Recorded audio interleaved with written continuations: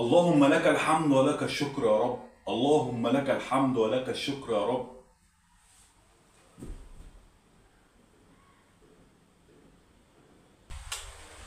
ألف حمد وألف شكر لك يا رب. ياه ياه. بصوا يا جماعة، كل واحد هيسمع الفيديو ده لابد ان هو يخلي باله من كل كلمة هقولها، سواء ليك في الموضوع ده او مالكش في الموضوع ده. في اي حوار خلوا بالكم يا جماعة الخير. يا رب الفيديو ده يكون رسالة لكل الناس. اولا كده صلي على الحبيب، وطبعا اذكر ربنا طبعا وصلي على الحبيب، وندعي طبعا لاخواتنا في غزه وفي كل بقاع الاراضي العربيه. ربنا يا رب يوحد الامه العربيه، اللهم امين يا رب العالمين. بصوا يا جماعه، انا بقالي كده يومين ما بعملش فيديوهات. عملت بس مباشر اول امبارح، وكان عندي امبارح قلت اصدقائي عندنا هوايه الصيد حلو، واللي اتفرج عليا في فيديو من الفيديوهات لما رحنا اصطدنا وجبنا سمك وعملنا وليمه السمك وعملنا الاكل وكده ماشي. امس اللي هو امبارح، لان الفيديو ده انا عايز لكم النهارده، فاللي حصل معايا ده كان امبارح تمام. انا جاي الساعه كام النهارده بيتي؟ انا جاي الفجر. وليه جاي الفجر؟ هقول لكم الاحداث، واتمنى بس الناس تكون عندها يعني صدرها رحم او رحب للحديث اللي هقوله، للتوعيه مش اكتر. الفيديو ده برضو للتوعيه تمام. انا يا جماعه يعني عندنا هوايه الصيد، ورايحين انا واصدقائي، كنا 5، والحمد لله اللي احنا في اليوم ده كنا كتار. يعني كنا 5 وانا السادس، كنا 5 افراد وانا السادس. احنا بنروح بنقسم نفسنا، كل واحد واخد مكان كده على البحر، كل واحد بياخد جزء، وبعدين احنا بنصطاد بالليل. يعني لان الصيد بالليل بيكون الجو حلو، السمك نفسه بيكون بشكل كبير منتشر في البحر، فاحنا بنكون قاعدين وعاملين حسابنا، وكل الناس بتطلع تصطاد في هذا التوقيت، لا اللي هيتفرج عليا وعنده هواية الصيد.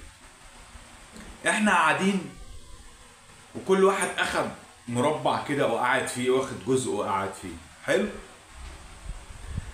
فايه اللي حصل؟ اللي حصل يا جماعه، في 3 شباب جايين باللي هو بالتروسيكل او بالمكنه، على حسب ما اخواتنا في الدول العربيه هيفهموها، اللي هو الدراجه الناريه، اللي هو ما اعرفش انتوا بتسموها ايه في عندكم.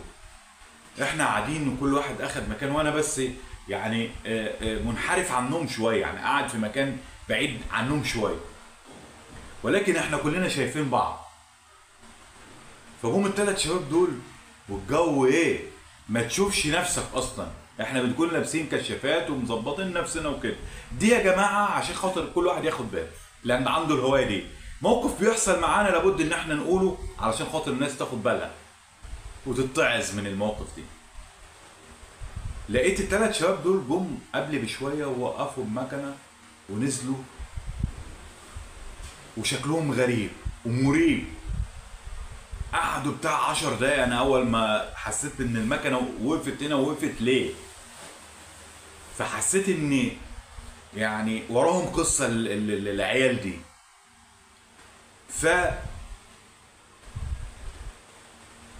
نزلوا ولعوا السجاير ومعرفش ايه، كل شويه عمال ابص عليا وابص على اللي بعدي.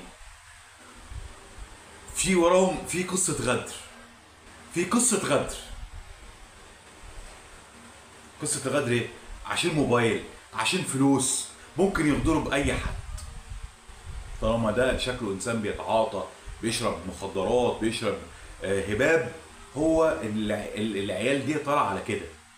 بيطلعوا، كنا احنا الساعه 12 منتصف الليل، خلاص الجو فيه سكون، والمكان اللي احنا فيه اصلا سكون، يعني هدوء. واحنا بنروح المكان ده عشان خاطر ايه؟ في زي مزارع سمكيه، بيكون مصرف مزارع سمكيه بنقعد عليها، ومكان الناس كلها بتروح تصطاد فيه. ولكن انا حبيت انوه للناس عشاق الصيد بجد، واللي بيقعدوا في فترات طويله في الليل. الشباب دول كانوا ناويين على نيه مش حلوه. العيال نازله وعمال يكلموا في بعض، ولولا ستر ربنا ان انا بصيت عليهم هم اخدوا بالهم. العيال دي مشوا، اول ما بصوا شافوني اللي انا مركز معاهم فمشوا قدام، ومفيش 5 دقايق رجعوا تاني، وبرضه بعديها بشويه راحوا واقفين. العيال ديت انا كنت حاطط الموبايل جنبي والمحفظه جنبي، اترن العيال ديت رايحه جايه واخدين بالهم من القصه دي. حلو. انا كنت في يوم يعني او اليوم ده بالنسبه لي كان الصراحه انا كنت حاسس ان انا قاعد قلقان. انا ما كنتش هشوف اسيل وهشوف وفاء تاني، ربنا يخليك لينا يا بابا. يعني بجد ما كنتش هشوفهم تاني. ما انتش رحت الصيد تاني. ايه؟ ما انتش رحت الصيد تاني. والله يا سيلا حوار الصيد ده اللي هيسمعنا وعنده وقت ده عامل زي الادمان كده. ولكن احنا لابد ان احنا نكون حريصين ونختار اماكن، طالما الاماكن اللي زي ديت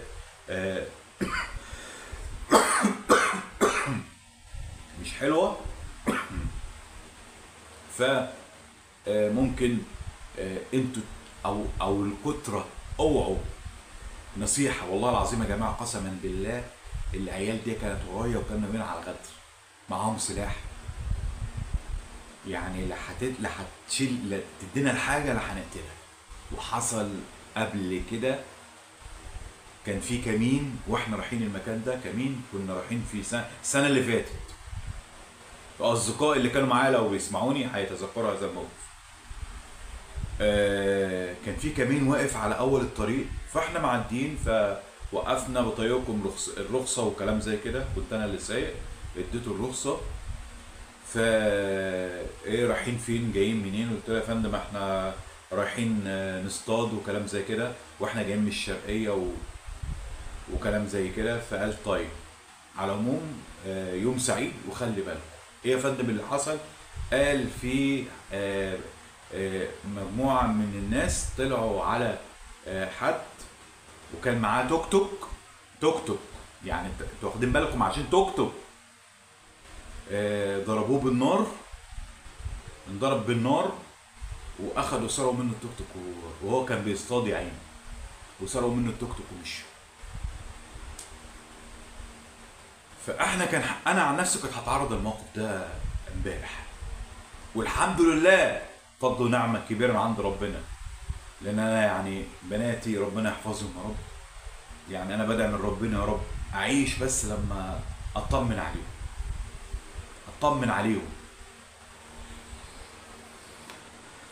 وبعدين انت حبيبي واخويا اللي بتكون سايق مكنه وماشي على الطريق او عربيه او ايا كان، وانت ماشي في الطريق ومكان مثلا مقطوع او حد شاور لك ان هو ايه يعني عايز مواصله ويروح مكان معاك وبتاع، اوعى. الغدر اصبح دلوقتي يعني متاح بشكل كبير جدا. فاوعى يا حبيبي تآمن لاي حد، ممكن يا عيني تكون انت. وحصل موقف زي ده، واحد كان ماشي بمكنه، شفتيه يا سيلا على الفيس ولا ما اعرفش انت شفتوها ولا لا، واحسن ما تشوفوش الحاجات ديت. كان واحد ماشي بمكنه وفي حد 2 شاوروا له عايزين يعني ايه، قال يعني واقفين مش عايزين يروحوا مكان والراجل ده معدي فمعلش خدنا معاك. ربنا يرحم يا رب الراجل اللي عمل الموقف ده. اخدهم مع مجرد بس ما مشي بهم لسه بيمشي خطوه كده، راحوا جايين هم من وراه خانقينه من ورا منزلينه. وجه واحد قليل الدين مسك الراجل على دماغه، جاب حجر ونزل على دماغه وموته. فيا جماعه خلوا بالكم من الموقف ده. واحنا يعني انا الحمد لله انا كنت قاعد وحريص ان العيال لما شكت وشافت. وبعدين انا لما كده رحت رايح على كل اصدقائي من اول يا جماعه في حصل 1 2 3 وخلي بالكم. خلوا بالكم من الحاجات دي. فالحمد لله ربنا سترها معانا. فعلشان كده ربنا يعني سترها معانا، فاحنا بنقول ننصح غيرنا. يا رب يكون الرساله وصلت، والحمد لله يا رب. اللهم لك الحمد لك الشكر ان احنا رجعنا سالمين غانمين الى بيوتنا، وناس تخلي بالها وتاخد بالها من كل شيء. بحبكم في الله، بشكركم. حبيت بس ان انا اوصل لكم رساله، اقول لكم انا امبارح والصراحه كانوا مستهدفين، يعني سايبين كل وسيله وجايين على بابا. يعني بابا كان واخد جنب كده، وانا كنت حاطط الموبايل، كنت قاعد على فرشه وحط الموبايل والمحفظه جنبي، والعيال يعني لما كانوا ماشيين، العيال ده عندهم ذكاء، حد بيفتح النور بتاع بيشوف ايه انا قاعد حاجه جنبي. المهم العيال ده لمحت الموبايل والمحفظه، عملت لهم هوس، فرايحين جايين عليا. فالحمد لله، اللهم لك الحمد ولك الشكر يا رب. يعني كان ممكن يحصل اي حاله غد. احنا اتاخرنا امبارح، لان انا جاي البيت الصبح، اتاخرت عشان خاطر قلت ممكن يكون عاملين كمين، عاملين حاجه واحنا ماشيين في الطريق. خلاص هم طالما استهدفوا حد بيفضلوا معاه. فلما قلنا النهار يطلع، والنهار ستره، فالحمد لله اللهم لك الحمد يا رب. قلت اعمل لكم الفيديو ده وانصح كل حبايبي وكل اخواتي، وادعوا لنا دعوه حلوه، ربنا يبارك فيكم. بشكركم شكرا جزيلا. اشوفكم على خير، مع السلامه. بحبكم كلكم والله العظيم. السلام عليكم.